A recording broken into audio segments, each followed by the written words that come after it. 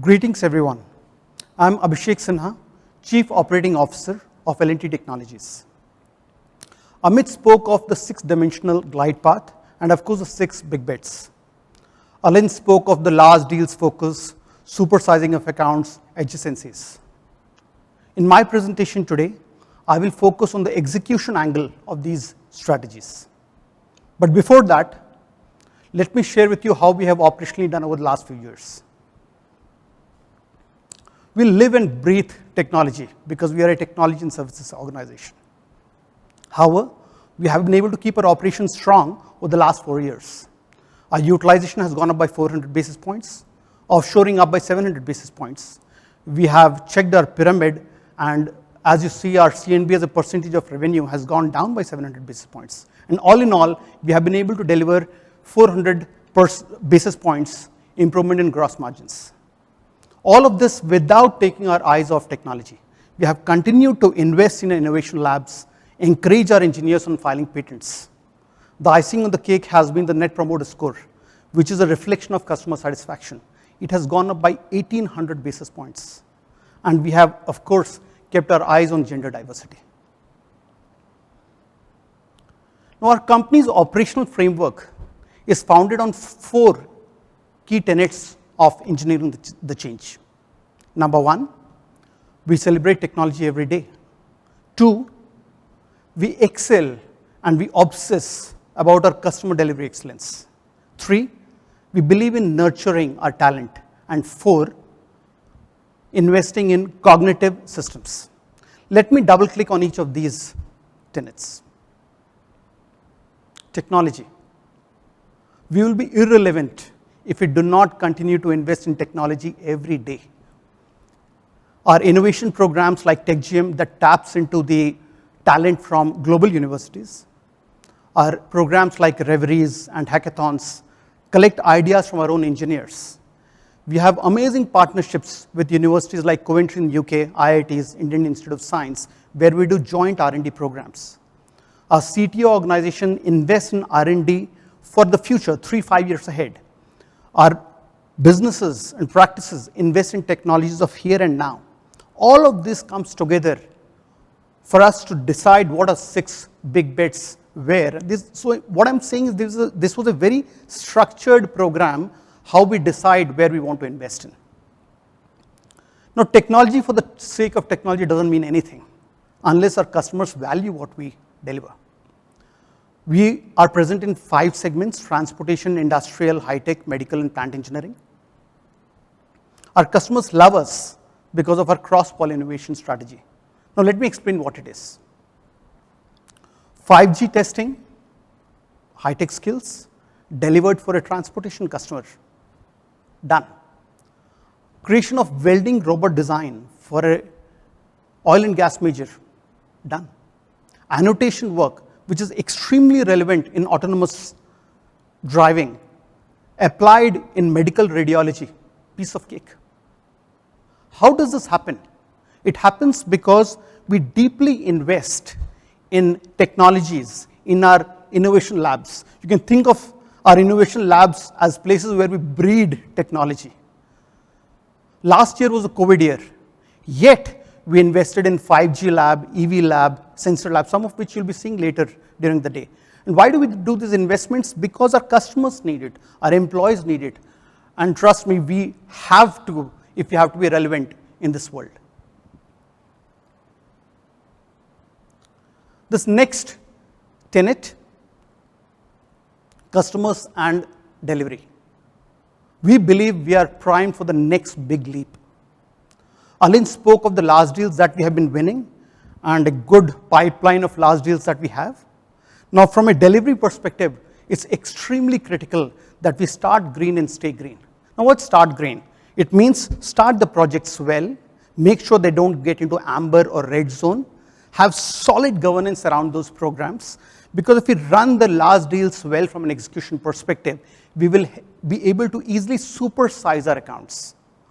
Now, in the past, we have had accounts, we have a 2-in-a-box model, we have a sales leader, a delivery leader who run the account. But we believe the next era will result into changing the structures or evolving the structure of these accounts. we will see the introduction of customer technology officers in each of these accounts. Now, these people will be accountable for technology across the customer base. We have already started investing in LTTS customer academies.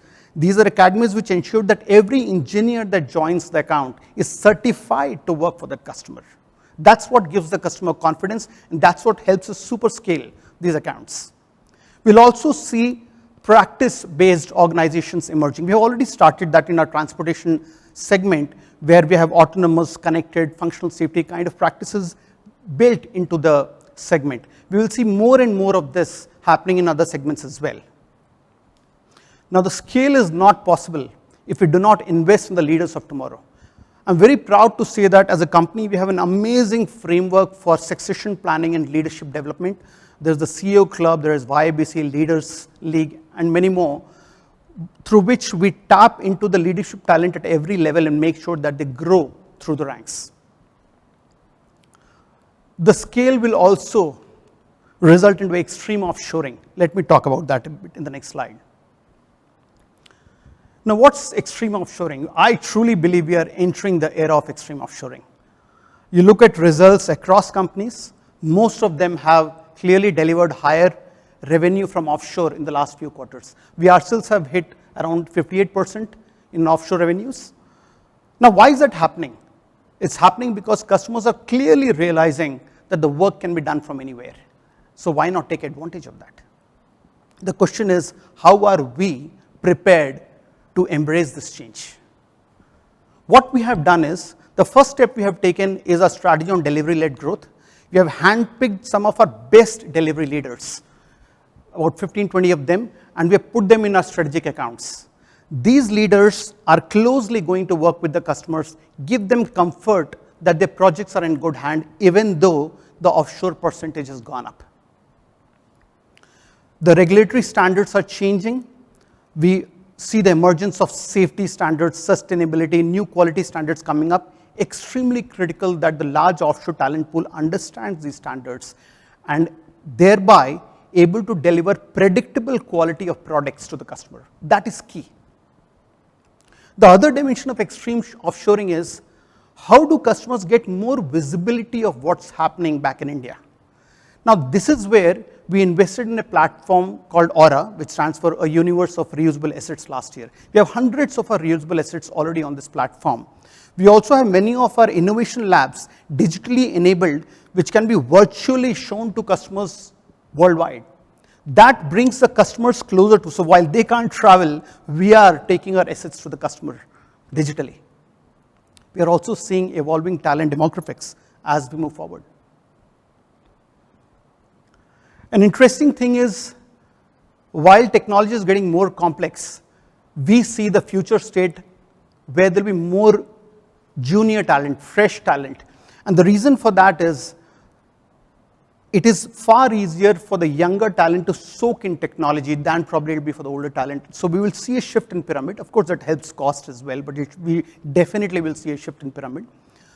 We will see an increased percentage of masters and PhDs in our talent pool. We also see an emergence of gig workers. There's a lot of talk about it. We are watching that space closely, but we will invest, and we see a shift in contractors, gig workers coming in as well. And finally, we absolutely will continue to focus on the gender diversity in our organization. No presentation can be done without talking of work from anywhere or WFX. Now, while the world is talking of WFX in terms of what is the percentage of engineers that will come to office, we believe that's the wrong question to ask. Yes, the percentages will vary from 10 to 90%, does not matter. What really matters is, how do you deliver projects to the customer? The core of WFX is the project manager. Why? Because it is a project manager who is answerable to the customer, making sure the product is good, the projects are delivered on time with high quality. It is a project manager who is responsible for connecting with the employees, the talent working on the project, making sure that they are fine, they have all the tools to deliver on the project, irrespective of where they are.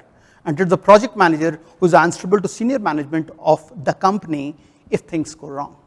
So we decided last year to invest in the project manager, and we came up with WFX certification program. More than 200 of our project managers are certified on this WFX certification program, and they have the tools to stand in front of the customer and employees and deliver better. And that is what the future is going to be, and we will continue to invest in that. Of course, it's true that hot desking is going to be the norm, where an employee would come in and plug the laptop and will not have his or her own seat. And that will definitely result into some cost saving administratively, because the offices of tomorrow will never see 100% attendance. That's a truth, and we better embrace it. And the saving that we get from there, we are going to pump that vigorously into strengthening our IT, our security, because that's something that our customers will be worried about. We are going to invest that saving into our HR, in how we engage with our employees. We are going to invest in talent development of our employees irrespective of where they are.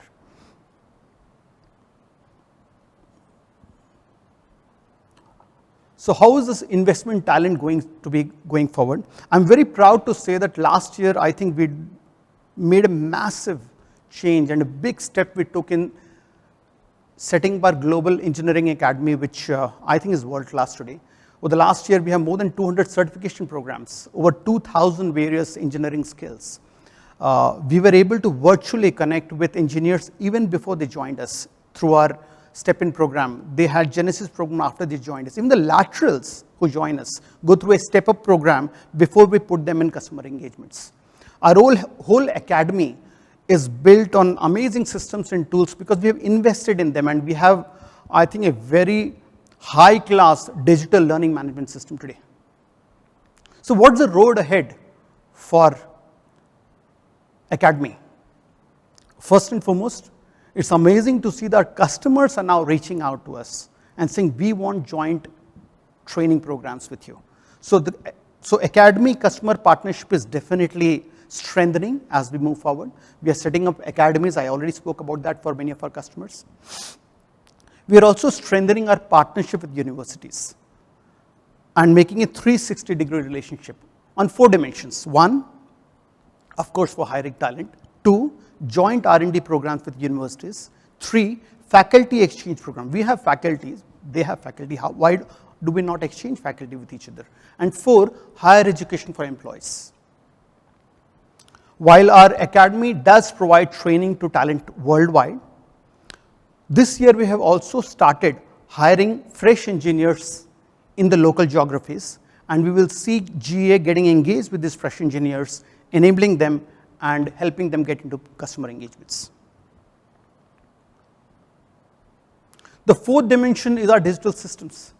All this is good, but we have to invest in the digital systems, which are extremely critical for our organization's strength. We talk of machine learning and AI for our customers, and we do that every day for our customers.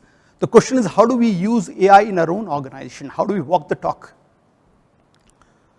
We will be investing in technologies which applies AI on hiring data, on employee satisfaction data, on customer satisfaction data, so that we can predict where the loyalties are, what actions we need to take beforehand, so that we can avoid mishaps.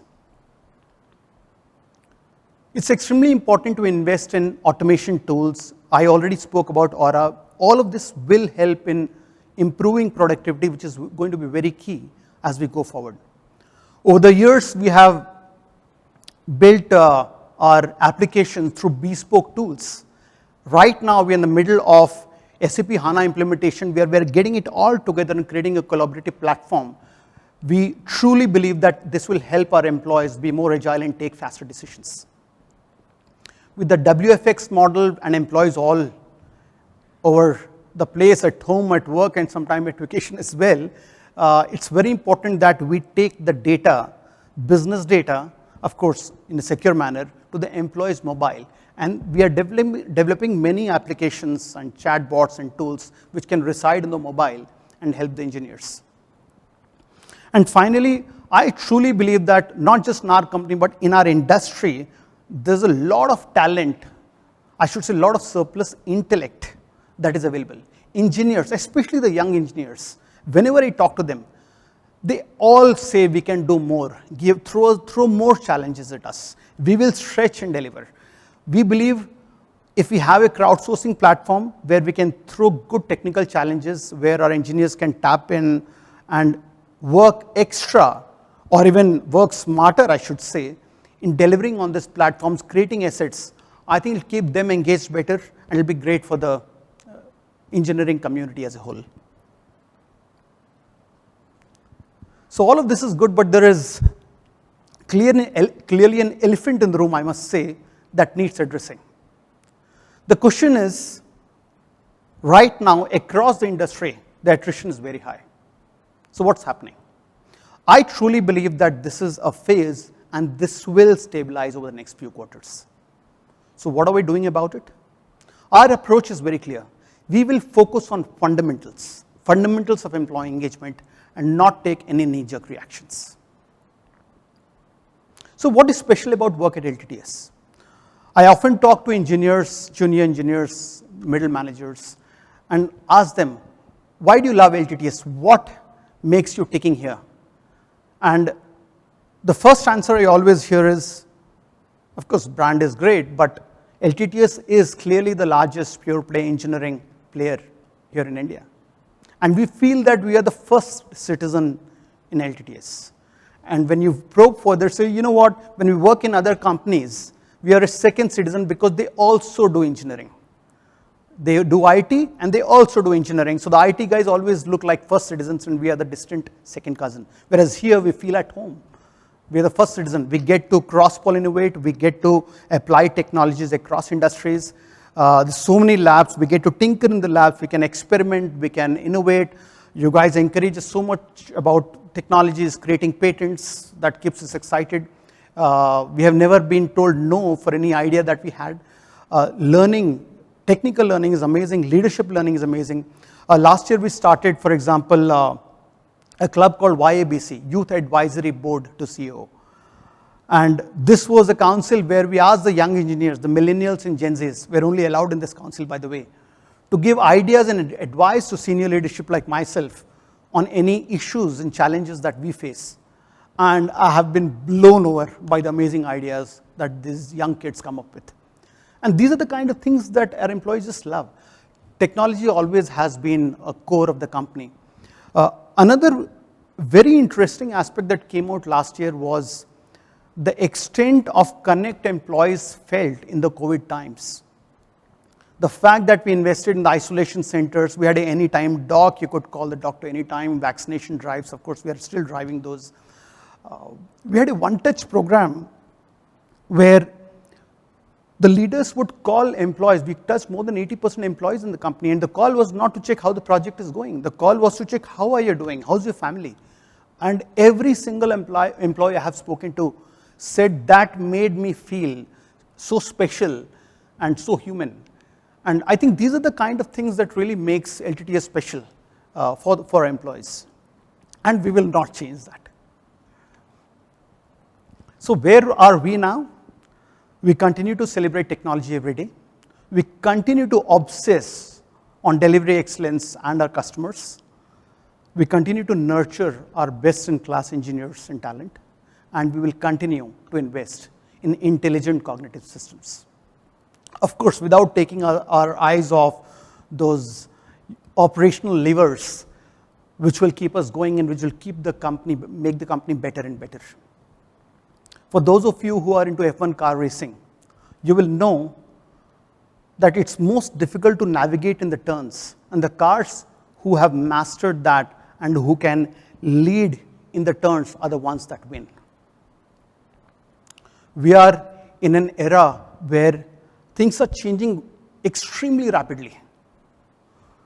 The future looks bright, but the change is here to stay. There's work from anywhere coming in. There is digital transformation happening every day. Extreme offshoring happening every day. The change looks like is only constant. We are L&T Technology Services, here to engineer the change today and tomorrow. Thank you.